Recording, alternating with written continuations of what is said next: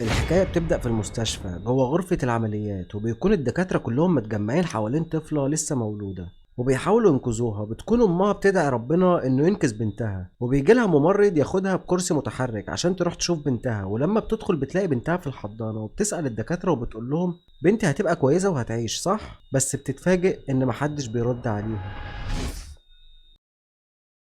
الملخص بتاعنا النهارده بيبدأ في بيت صغير كده في منطقة هادية في أمريكا، عايشة أم وبنتها لوحدهم. الأم اسمها ديان والبنت اسمها كلوي. ومن أول لقطة بتحس إن الأم دي ملاك، بتصحى بدري وبتجهز أكل صحي وبتزرع في الجنينة، وكمان بتدي بنتها دروس في البيت لأنها مريضة ومش بتروح مدرسة. وطبعا كلوي بنتها دي قاعدة على كرسي متحرك وعندها مشاكل كتير جدا في الجسم، سكر وربو وضعف عضلي ومعدتها تعبانة والدنيا خربانة معاها خالص. حياتها كلها عبارة عن حبوب وأدوية. بس رغم ده البنت دي ذكية جدا، عندها عقل كمبيوتر، بتحب التكنولوجيا وبتحب تصلح حاجات بإيديها، وأمها فخورة بيها جدا. وكل الناس شايفين العلاقة بينهم مثالية، أم بتضحي وبنت بتحبها جدا. لكن مع الوقت تبتدي تحس إن في حاجة مش طبيعية. الأم متحكمة في كل حاجة، يعني مفيش موبايل مفيش موبايل، مفيش إنترنت مفيش إنترنت، ومفيش أي حاجة غير لما الأم تسمح. وطبعا الأكل والكلام ده كله الأم هي اللي بتجهزه، والأدوية أمها هي اللي بتجيبها لها. كلوي طول عمرها بتثق فيها وبتصدق ان ده حب واهتمام، لحد ما في يوم بسيط كده وهي بتدور في المشتريات اللي امها بتجيبها من الصيدليه، بتلاقي ورقه عليها اسم غريب، دواء لسه جديد بس الاسم عليه ديان شيرمان، اللي هو اسم امها مش اسمها هي. وبتبدا هنا الشكوك تدور في دماغها، وبتقول لنفسها ازاي يعني الدواء ده المفروض جاي لنا، ازاي عليه اسم امي؟ فبتسال امها على الدواء ده، وامها بتقول لها ان ده دواء بديل عشان الشركه اللي كانت بتجيب منها الدواء اللي فات فلست. وبعد كده امها بتجيب لها الدواء، فكلوي بتتفاجئ ان الدواء فيه قرص اخضر من العلبه اللي شافتها قبل كده. وبتقول لامها انا كنت فاكره الدواء ده بتاعك عشان انا شفت اسمك مكتوب عليه وقت ما كنت بحاول اخد شوكولاته من الشنطه. فامها على طول بتغير الموضوع وبتقول لها ان الشوكولاته غلط عليها عشان عندها السكر. بس كلوي طبعا مش بتنسى الموضوع، وبتقول لها ازاي اسمك كان على العلبه. فامها بتحاول تبرر الموقف وبتقول لها اكيد غلطه عشان انا اللي بطلب لك العلاج، فاكيد بيكتبوا اسمي. وبتتعامل مع الموضوع بشكل عادي، وده بيطمن كلوي شويه، وبتاخد العلاج وبتنام. لكن تاني يوم الصبح لما بتشوف الحبايه قدامها بترجع تفكر في الموضوع تاني، وبتكون مش مرتاحه، وبتروح تجيب دراع طويل كده اخترعته قبل كده عشان تجيب بيه الحاجات البعيدة عنها وهي قاعدة على الكرسي، وبتجيب بيه علبة الدواء. بس بتسمع صوت عربية جنب البيت وبتلاقيها عربية البريد، وبتنزل على طول عشان تشوف جالها جواب من الجامعة ولا لا. بس أول ما بتيجي تفتح الباب بتلاقي أمها في وشها، وأمها بتقول لها للأسف المرة دي ما جالكيش حاجة برضه. فكلوي بتستغرب من الموقف برضه بس بتعديه يعني. بس الشك عمال يكبر جواها كل فترة، بس لأنها ذكية مش بتبين حاجة لأمها لحد ما تفهم ايه اللي بيحصل. وبتيجي أمها كالعادة وبتديها العلاج وبتسيبها وتمشي. بس كلوي بتكون ما بلقتش الحبايه وبتطلعها من بقها تاني، وبتستنى لما امها بتنام وبتنزل تحت وبتشغل الكمبيوتر عشان تشوف العلاج ده بتاع ايه. بس بتلاقي الانترنت مقطوع، وامها بتكون بتراقبها مش نايمه ولا حاجه. وبعدها بتروح كلوي لاوضتها وبتلاقي امها مشغوله وبتسقي الزرع في الحديقه. فكلوي بتستغل انها مشغوله وبتروح على التليفون وبتتصل على الصيدليه عشان تسال عن الدواء. فبتلاقي الدكتوره بترد وتقول لها هو انت ديان؟ وبتكون عرفتها من الرقم عشان الرقم متسجل عندهم. فكلوي طبعا بتقفل السكه على طول عشان هي مش عايزه امها تعرف حاجه. وبعدها وهم بيتعشوا كلوي طبعا بتحاول تمثل ان الدنيا طبيعيه ومفيش حاجه، وبتقول لامها انت كنت قلت لنا قبل كده نروح السينما صح؟ ايه رايك نروح النهارده؟ فبيتفقوا يروحوا، وكلوي بتقوم جايه سايباها وطالعه فوق تاخد كل الحبوب اللي مش بتبلعها وعينها من ورا امها، وبتركب العربيه مع امها وبيروحوا السينما. وقبل ما بيدخلوا كلوي بتاخد بالها ان في صيدليه في الجنب التاني، وهم بيتفرجوا على الفيلم كلوي بتقول لها انا شربت كميه كبيره من العصير ومحتاجه ان انا اروح الحمام. وبتخرج باقصى سرعه قبل ما امها تاخد بالها، وبتروح للصيدليه بس بتلاقي طابور طويل. فبتقول لهم ممكن ادخل عشان انا عيانه؟ فالناس طبعا بيتعاطفوا معاها وبيسيبوها تدخل الاول. وبتدي للدكتوره الحبايه وبتقول لها ان امها اخر مره اشترت الدواء ده ليها ومحتاجه تعرف هو بتاع ايه. والدكتوره بتقول لها طب ليه مش بتسالي مامتك؟ وهي بكل بساطه هتقول لك. فبتقول لها كلوي مامتي مشغوله جدا فحبيت اجي اسالك بنفسي. فالدكتوره بترد عليها وبتقول لها الدواء ده بيدوه للكلاب لما بيتعرضوا للعض في رجلهم عشان يخليهم ما يحسوش برجليهم والالم اللي فيها. فكلوي بتقول لها وهي منهاره ايه اللي بيحصل طيب لو الانسان اخد من الدواء ده؟ فالدكتوره بتقول لها ده خطر على الانسان جدا وممكن يسبب له اعراض شلل ويفقد الاحساس برجله تماما. فبتترعب كلوي من اللي الدكتوره بتقوله،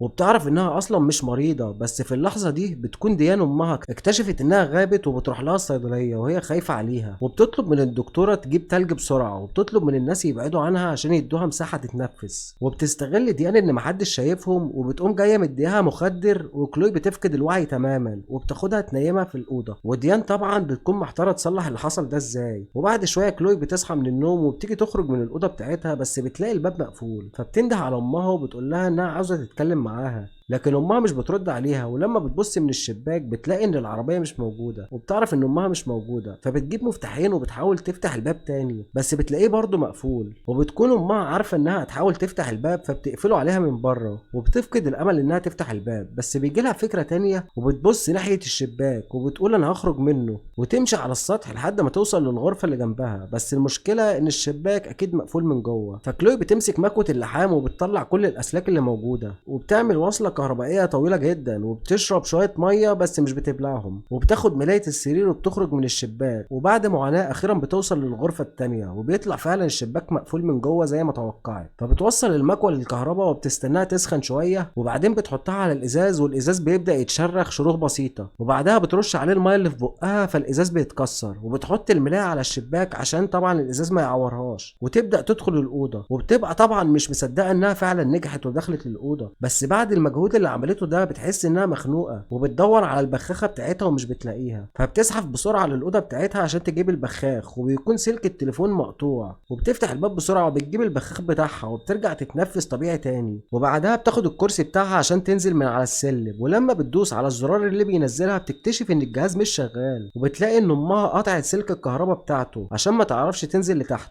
فبتطلع الكرسي من فوق وبترميه لتحت، وبتوقع نفسها وراه، وبتكون الوقعه صعبه جدا عليها. وهنا بتتفاجئ ان رجلها بتتحرك، وبعدها بتتمالك نفسها وبتقعد على الكرسي وبتخرج من البيت وبتطلع على الطريق بره. فبتقابل عربية البريد، فبتقف قدام العربية عشان تخليها تقف. وساعي البريد عشان كان يعرفها قبل كده بيكون مخضوض من شكلها وانها متبهدلة، ولما بتحكي له بيقرر يساعدها وياخدها معاه. في الوقت ده بتكون امها وصلت وشافت العربية، فساعي البريد بيخبي كلوي وبيمنع امها تاخدها. وطبعا امها بتمثل انها خايفة وعايزة تطمن على بنتها، لكن ساعي البريد بيحاول يمنعها ويقول لها ان بنتها خايفة منها. فبتهدده انها هتكلم الشرطه وهتقول لهم انها لقت بنتها متبهدله ومع راجل غريب، وكمان الراجل ده بيمنعها انها تعرف ايه اللي حصل لبنتها. وبتقول له احنا نشوف الشرطه هيتصرفوا ازاي. وساعي البريد طبعا بيعرف انه كده ممكن يتاذى، بس برغم ده مش بيتخلى عن كلوي. وامها لما بتلاقيه مصمم على رايه بتقول له خلاص انا همشي وراكم بالعربيه لحد المستشفى. وطبعا الراجل بيفرح انها خلاص اخيرا هتسيبهم، وبيقول لكلوي تحب نروح للمستشفى ولا نروح للشرطه. فبتقول له للشرطه، فبيركبها العربيه وبيقول لها انا هسوق بالراحه عشان ما تتعبيش من هز العربيه. وبتكون امها في الوقت ده بتفتح شنطة الإسعافات وبتطلع منها حقنة مخدرة، وفجأة بتظهر من ورا ساعي البريد وبتخدره. وكلوي طبعا من الرعب قلبها بيدق بسرعة جدا وبتفقد وعيها. ولما بتفوق بتلاقي نفسها في مكان تاني غير الغرفة بتاعتها، وبتطلع ان دي الأوضة اللي تحت الأرض اللي كانت أمها بتنزلها. ولما بتهدى بتلاقي صندوق مكتوب عليه اسم ديان، بس اسم أب تاني، وده معناه ان ديان مغيرة اسمها. وبتكون ديان في الوقت ده بتتخلص من ساعي البريد، وكلوي بتحاول توصل للصندوق بس الكرسي بتاعها بيكون مربوط بسلسلة، فبتزحف لحد ما بتجيبه، وبتلاقي ان الصندوق ده فيه كل الذكريات القديمه لامها، ومن ضمنها صوره لكلوي وهي طفله، بس رجلها بتكون متغطيه بورقه. ولما بتشيل الورقه بتلاقي انها كانت واقفه على رجليها عادي، وبتتصدم لان ديان امها كانت مفهماها انها مولوده عندها شلل. وبتقلب في باقي الحاجات اللي في الصندوق بتلاقي صوره راجل وست منزلين في الصحافه ان بنتهم اتخطفت من الحضانه. وبعدها بتلاقي شهاده وفاه وبتكون فيها اسم الام ديان بلقبها قبل ما تغير اسمها، واسم البنت كلوي، وان البنت دي ماتت بعد ساعتين من ولادتها. وكمان الولاده كانت في نفس المستشفى اللي الطفله اتخطفت منها. وده معناه حاجه واحده بس، ان البنت دي مش كلوي بنت ديان، وان ديان لما ولدت بنتها نزلت مريضه وماتت في نفس الوقت. وفي الوقت ده بيكون ديان اتخلصت من ساعي البريد ونازله لكلوي، وبتكتشف ان كلوي فتحت الصندوق وعرفت كل حاجه. وهنا كلوي بتواجهها انها مش امها الحقيقيه، وانها خطفتها من امها وابوها الحقيقيين. فبتصرخ ديان وبتقول لها انها ما خطفتهاش، وبتقول لها انا انقذتك منهم. فكلوي بتقول لها انا كنت مولوده سليمه وانت اللي عملت فيها كده وجبت لي كل الامراض دي. فديان طبعا بتمنعها تكمل كلام، وبتقول لها انها كده كانت بتحميها، لكنها لما بتلاقي كلامها مش بيأثر على كلوي بتجيب مخفف طلاق وبتحطه على الماده اللي كلوي شافتها قبل كده. لو نفتكر انها كانت بحثت قبل كده على تركيبه سموم عصبيه على الانترنت، وبتكون هي دي الماده اللي عملتها وبتملى بيها الحقنه عشان تحقن كلوي. لكن كلوي بتهرب بسرعه وبتدخل مخزن صغير وبتقفل على نفسها، وبتلاقي المكان ادويه ومواد كيميائيه غريبه جدا. وديان بتجيب المفتاح وبتدخل عليها، فبتلاقي كلوي ماسكه ازازه فيها ماده سامه عشان تاذي بيها نفسها. وديان ما بيكونش قدامها حل تاني غير انها توديها المستشفى، وده لانها بتحبها ومش عاوزاها تموت، انما هي مش عايزه حد ياخدها منها. ولحسن الحظ الدكاتره بينقذوها، بس بتكون فاقده القدره على الحركه والكلام، والدكاتره بيمنعوا ديان تدخل عندها، وبيقولوا لها لان دي محاوله انتحار في سن المراهقه، وممنوع اي حد يدخل عندها قبل ما الدكتور يتكلم معاها ويعرف ايه اللي مزعلها ووصلها للمرحله دي. وديان طبعا بتروح تبص عليها وبتلاقي انهم معينين ممرضه معاها في الغرفه ومش بتسيبها، فبتقرر تتصرف. وكلوي بتحاول تحرك صباعها عشان تضرب الجرس، والممرضه تلاحظ، فالممرضه بتبص لها وبتشوف انها فاقت، فبتحاول كلوي تبص على القلم عشان تكتب لها، وطبعا الممرضه بترفض عشان ممكن تاذي نفسها بيه، بس بتجيب لها قلم الوان وبتحاول كلوي تكتب بيه بس بصعوبه. وفجاه جرس الانذار بيضرب، وبتطلب المستشفى من كل الطاقم الطبي التوجه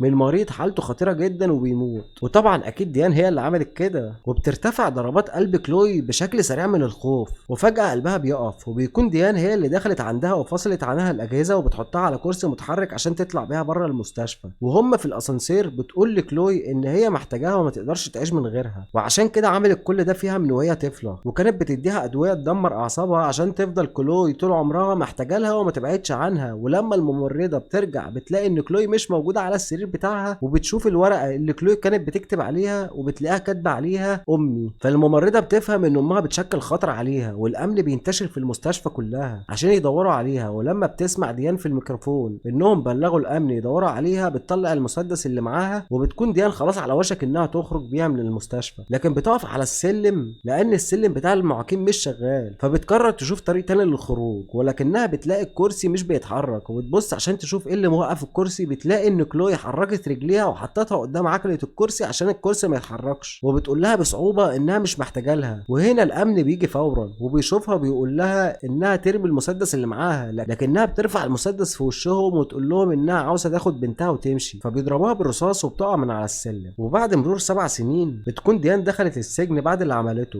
وكلوي بتقرر تروح لها زياره، وعند بوابه التفتيش بتسيب الكرسي وبتبدا تقف على رجليها، وبنشوف انها لابسه خاتم زواج. وبعدها بتدخل عند ديان وبتبدا كلوي تحكي لها عن حياتها، وبتقول لها انا خلاص رجعت لابويا وامي الحقيقيين واتجوزت وخلفت بنت. وبنعرف ان ديان بقى عندها مرض الدكاتره مش قادرين يعرفوا اسبابه. وبعد ما بتحكي لها كلوي عن حياتها بتقول لها ان وقت الزياره قرب يخلص وجه الوقت ان امشي، لكن ديان طبعا بتترعب اول ما بتسمع الكلام ده. وفجاه بتطلع كلوي حبوب من بقها زي ما كانت بتخبي الحبوب زمان، وبتطلب من ديان تفتح بقها عشان تديها الحبوب، وبالطريقه دي تكون بتنتقم منها عشان ترجع حقها زي ما كانت بتعمل فيها.